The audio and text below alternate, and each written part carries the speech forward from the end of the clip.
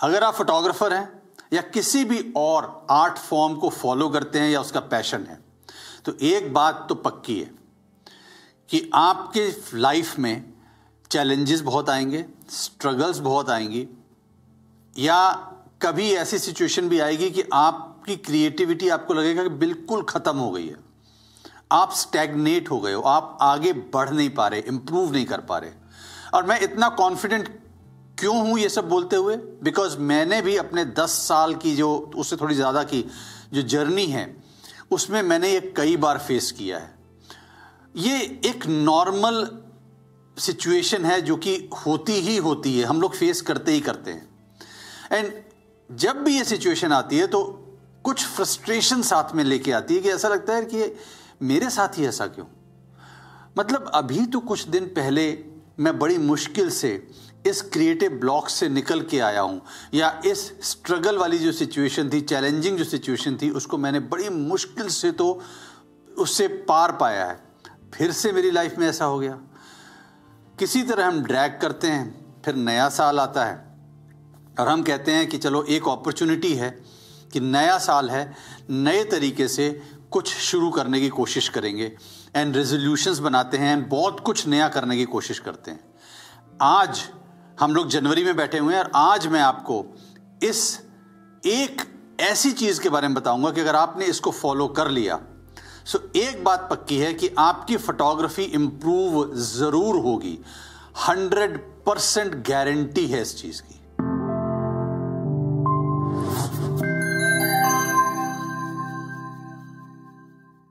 Hi everyone, मेरा नाम Jassi Broglie और आपका एक्सप्लोरिंग लाइट में बहुत स्वागत है। एक्सप्लोरिंग लाइट एक ऐसा प्लेटफॉर्म जो आपके लिए फोटोग्राफी को बहुत आसान बना देता है। तो आज मैं बात करूंगा एक ऐसी चीज जो कि आपको 2022 में 2022 में फोटोग्राफी इंप्रूव करने में बहुत हेल्प करेगी। तो आपने लिस्ट बना ली, आपने रेजोल्यूशंस बना लिए कि आपने क्या क्या चेंज करना है, उस लिस्ट की तरफ देखिए। मैं क्यों बोल रहा हूं? क्योंकि मोस्टली ये होता है कि जो चीज हमको लगता है कि हमें जरूरी है फोटोग्राफी को इंप्रूव करने के लिए, वो एक्चुअली में जरूरी नहीं होती। और जिस चीज को हम लोग निग्लेक्ट कर देते हैं, उस लिस्ट में इंक्लूड ही नहीं करते, चांसेस आर हाई कि सिर्फ वही चीज सबसे ज्यादा जरूरी है आपको अपनी फोटोग्राफी में इंप्रूव करने के लिए। इससे पहले कि मैं आपको उस एक चीज के बारे में बताऊं, उस एक हैबिट के बारे में बताऊं, हम लोग बात करते हैं कि ऐसी कौन सी चीजें हैं जो कि शायद आपकी लिस्ट में आपने इंक्लूड की हैं, जिनकी ज़रूरत ही नहीं है, जो कि आपको एक्चुअली में इंप्रूव करने में हेल्प नहीं करेगी। जो पहली चीज़ आपको नहीं चाहिए, जो कि आपको हेल्प नहीं करेगी किसी भी तरह इंप्रूव करने में, आपको अच्छा नहीं लगेगा सुन के, वो है नए camera gear, new accessories, new camera equipment. You do not need new camera equipment. सब लोग बोलते हैं, बट यही सच्चाई है। मैं आपको एक छोटा सा एग्जांपल देता हूं। आप ये कहोगे कि यार ये कैसे बोल दिया, मैं वाइल्ड लाइफ फोटोग्राफर हूं, मेरे को तो टेलीफोटो लेंस के बगैर शूट ही नहीं कर सकता। बिल्कुल सही बोला, बट अगर मैं लैंडस्केप फोटोग्राफर हूं तो मेरे को एनडी फिल्टर भी चाहिए, मुझे पोलराइजर भी चाहिए, मुझे ट्राइपॉड भी चाहिए स्टेबलाइज करने के लिए, लॉन्ग एक्सपोजर खींचने के लिए। अगर आप वाइल्ड लाइफ फोटोग्राफर है और आपको सुपर टेलीफोटो जूम लेंस भी चाहिए। अगर आप पोर्ट्रेट फोटोग्राफर हैं और स्टूडियो में शूट करते हैं तो आपको लाइट्स का सेटअप भी चाहिए, आपको एक फास्ट ब्लॉक लेंस भी चाहिए, शायद 50 mm या 85 mm। बट ये अगर आप एक्वायर कर लेंगे तो क्या आपकी फोटोग्राफी इंप्रूव हो जाएगी? Sad but actual truth is कि इन सब कैमरा गियर हालांकि इंपॉर्टेंट जरूर हैं, इनके बिना शायद आप जो चाहते हैं वो अचीव ना कर पाएं, बट ये सिर्फ इतना करेंगे आपकी लाइफ में कि आपको वो क्लिक करने में हेल्प मिलेगी, इससे ज्यादा कुछ नहीं। और जो सेकंड चीज है वो ये है कि जो फिक्स्ड कैमरा सेटिंग्स हैं वो आपको हेल्प नहीं करेंगी अच्छा फोटोग्राफर बनने में। ये क्या है? आजकल तो बल्कि चीट शीट्स भी आने लग गई हैं। मैंने देखा है बहुत बहुत जोर शोर से लोग बेचने की कोशिश कर रहे हैं कि आप अपने साथ चीट शीट्स रखिए कि अगर आप लैंडस्केप फोटोग्राफी करने जा रहे हैं तो आप इसको रेफर करेंगे तो आपकी सेटिंग्स कैमरे को अचीव करने में आपको हेल्प मिलेगी। कैसे? मेरे पास भी रोज सवाल आते हैं कि एक फोटो मैंने डाली, सर इसकी एग्जिफ शेयर करिए। मैंने भी बहुत किया हुआ है, मैंने भी एग्जिफ बहुत पूछी हुई है और एग्जिफ को पूछने के बाद मैंने नोट्स भी बनाए हुए हैं। एंड जब मैं लैंडस्केप फोटोग्राफी के लिए फील्ड में जाता था तो मैं देखता था, अच्छा ये फोटो इसने लद्दाख में पेंगोंग पे F8 रखा है, ओके, शटर स्पीड इसने इतनी रखी है, ISO इतना रखा है। मैं वो सेट करता था और जब मैं फ़ोटो खींचता था तो इतनी डिसअपॉइंटमेंट होती थी, इतनी फ्रस्ट्रेशन होती थी कि वो फ़ोटो वैसी आती ही नहीं थी। सो ये चीट शीट्स, दूसरे की एग्जिफ और वो उसकी क्रिएटिविटी थी, उसका थॉट प्रोसेस था। आप ये देखिए कि कैमरा कैसे सेटिंग्स, किस सेटिंग्स पर राइट एक्सपोजर लेके आ रहा है एंड जो आप चाहते हो वो अचीव कर पा रहा है या नहीं कर पा रहा, वो ज्यादा जरूरी है। अब आया वो टाइम कि मैं आपको ये बताऊं कि वो एक ऐसी कौन सी चीज है जो कि आपको नॉट इवन इन 2022 बट जब भी आप ऐसी सिचुएशन में अपने आप को पाएंगे कि मेरी फोटोग्राफी इंप्रूव नहीं हो रही है, सो एक यही पॉइंट आपको हेल्प करेगा आगे बढ़ने में, अपने आप को इंप्रूव करने में एज ए फोटोग्राफर और as any artist, visual artist. वो क्या है? क्या है? जी हां, आप में से कुछ लोगों ने सही समझा, वो है आपकी या मेरी क्रिएटिव विजन। अब कुछ लोग बोलेंगे यार फिर वही घिसी पिटी बात जो लोग सालों से बोलते आ रहे हैं, इसने भी वही चीज बोल दी।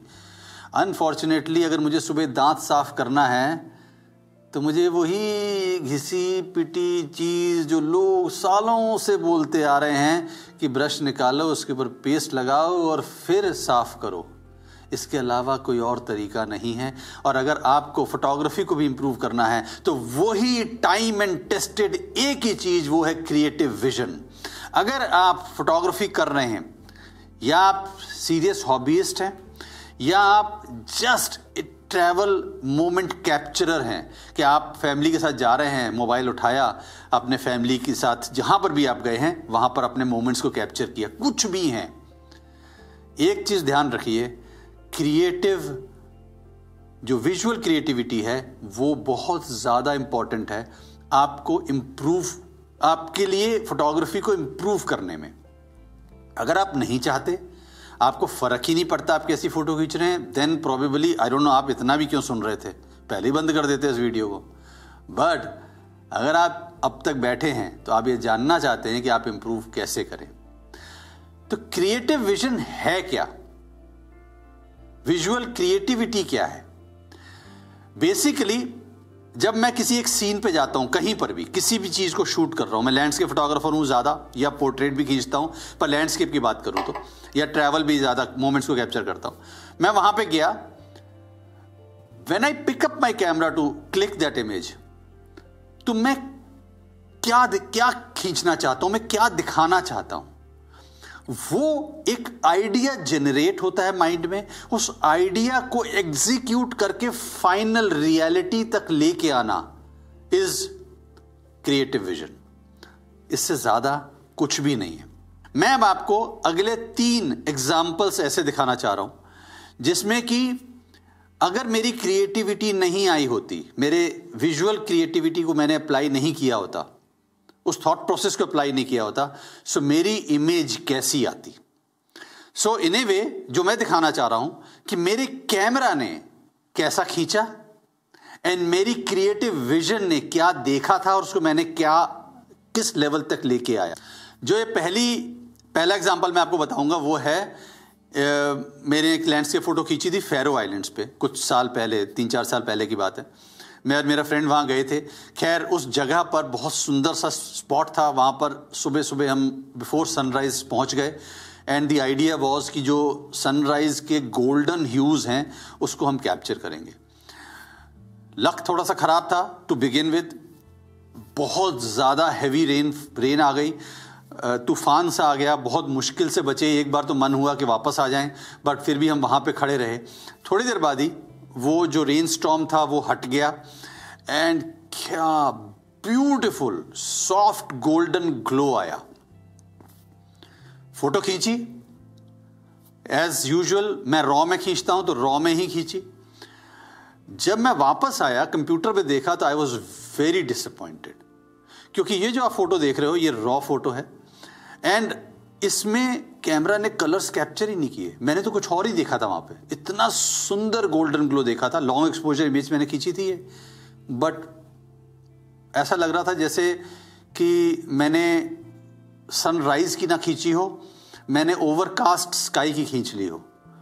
सो अब क्या करूं, बट क्योंकि मेरी वो विजन वहां पे मैंने वो देखा था, उसको एग्जीक्यूट करना था, उस आइडिया को सोचा था कि गोल्डन ग्लो लेना है, लॉन्ग एक्सपोजर लिया था, सॉफ्टनेस लेनी है, जहां जहां पे लाइट पड़ रही है वो मैंने देखी थी।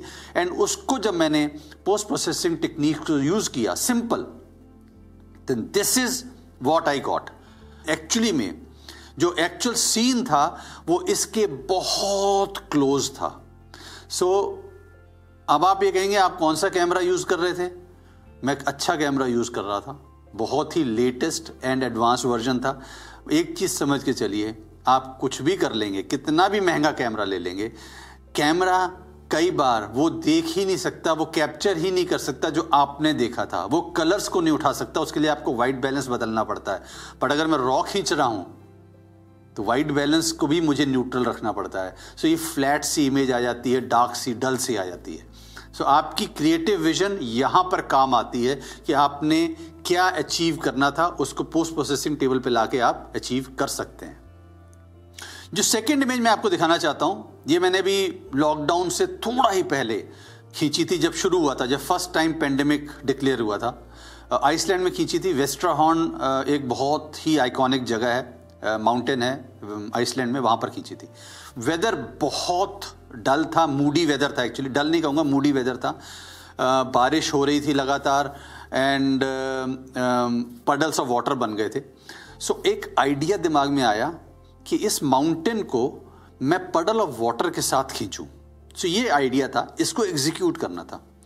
सो मैं चलना शुरू हुआ, मैंने देखने शुरू हुए, कई पडल्स ऑफ वाटर थे।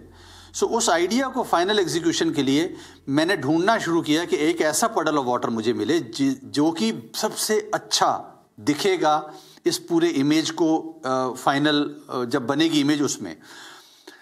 तो ये जो पहला पार्ट है, ये मैंने स्टैंडर्ड टेस्टिंग के लिए कैमरे को हाथ में ही नॉर्मल शटर स्पीड के साथ मैंने इसको खींचा, इस इमेज को। कलर्स पे मत जाइए बिकॉज ये रॉ इमेज का स्क्रीनशॉट है। मुझे इसमें क्या अच्छा नहीं लगा वो ये था कि विंड चल रही थी तो पडल ऑफ वाटर में रिपल्स थे। सो मुझे लगा यार मैं बहुत स्मूथ इसको बनाना चाहता हूं। सो दी एग्जीक्यूशन का जो सेकंड स्टेप आ गया कि इसको लॉन्ग एक्सपोजर करना पड़ेगा, थोड़ा सा स्लो शटर जरूर करना पड़ेगा, एंड जो क्लाउड्स की भी मूवमेंट है वो भी थोड़ी सी आ जाए। फिर मैंने ट्राइपॉड पे लगाया एंड लॉन्ग एक्सपोजर जो लिया तो ये वाली इमेज आई। ये जो सेकंड इमेज थी ये मेरा फर्स्ट स्टेप था towards execution of my idea. अब बट अगर आप इस इमेज में देखेंगे तो कोई कॉन्ट्रास्ट नहीं है, कोई कुछ नहीं है। जो मैं विजुअल फ्लो बनाना चाहता था वो भी अचीव नहीं हो पाया, जो कि मुझे वहां पे दिख रहा था, बट कैमरा अनफॉर्चुनेटली अचीव नहीं कर पाया। सो मेरे को पोस्ट प्रोसेसिंग पे आके उसको इमेज को मैंने ट्रांसफॉर्म किया and this is the final image that I got.